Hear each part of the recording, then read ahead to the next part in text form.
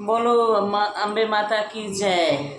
आज शुभ नवरात्र के शुभ अवसर पे हम दोनों बहनें एक बहुत प्यारे से नवरात्र की देवी पचरा की सुनाने जा रहे हैं। अच्छा लगेगा तो लाइक सब्सक्राइब कमेंट जरूर कीजिएगा। हमरे अंगनवा में आइलू गजब कई दियलू ये मैया। हमरे अंगनवा में आइलू गजब कई दियलू ये मैया। गजब कई दियलू ये मैया। गजब कई दियलू ये मैया। हमरे अंगनवा में आइलू गजब कई दियलू ये मैया। हमरे अंगनवा में आइलू गजब कई दियलू ये मैया। हमरे मैया के लंबी लंबी केसिया, लंबी लंबी केसिया, ओ लंबी लंबी केसिया। केसिया में गजरा लगवलू गजब कई दियलू ये मैया। केसिया में गजरा लगवलू गजब कई दियलू ये मैया। हमरे अंगनवा में आइलू गजब कई दियलू ये मैया।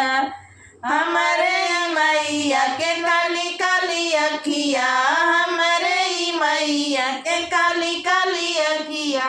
काली काली अखिया, ओ काली काली अखिया। अखिया में कजरा लगवलू गजब कई दियलू ये मैया। अखिया में कजरा लगवलू गजब कई दियलू ये मैया। हमरे अंगनवा में आइलू गजब कई दियलू ये मैया। हमरे अंगनवा में आइलू गजब कई दियलू ये मैया।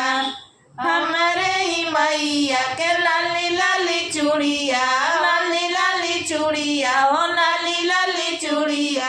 हाथवा में मेहंदी लगवलू गजब कई दियलू ये मैया। हाथवा में मेहंदी लगवलू गजब कई दियलू ये मैया। हमरे अंगनवा में आइलू गजब कई दियलू ये मैया। गजब कई दियलू ये मैया। गजब कई दियलू ये मैया। हमरे अंगनवा में आइलू गजब कई दियलू ये मैया। हमरे अंगनवा में आइलू गजब कई दियलू ये मैया। हमरे मैया के गोरे गोरे पहुआ, हमरे मैया के गोरे गोरे पहुआ। पहुआ में महावर लगवलू गजब कई दियलू ये मैया। पहुआ में महावर लगवलू गजब कई दियलू ये मैया। हमरे अंगनवा में आइलू गजब कई दियलू ये मैया। हमरे मैया के लाले लाले चुनरी, लाले लाले चुनरी, ओ लाले लाले चुनरी। चुनरी में गोटा लगवलू गजब कई दियलू ए मैया।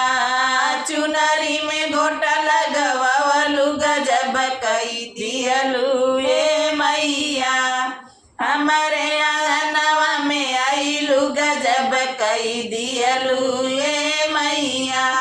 गजब कई दियलू ये मैया। गजब कई दियलू ये मैया। हमरे अंगनवा में आइलू गजब कई दियलू ये मैया। हमरे अंगनवा में आइलू गजब कई दियलू ये मैया। बोलो माई अम्बे की जय। भजन कैसा लगा कमेंट बॉक्स में जरूर बताइएगा। नमस्कार।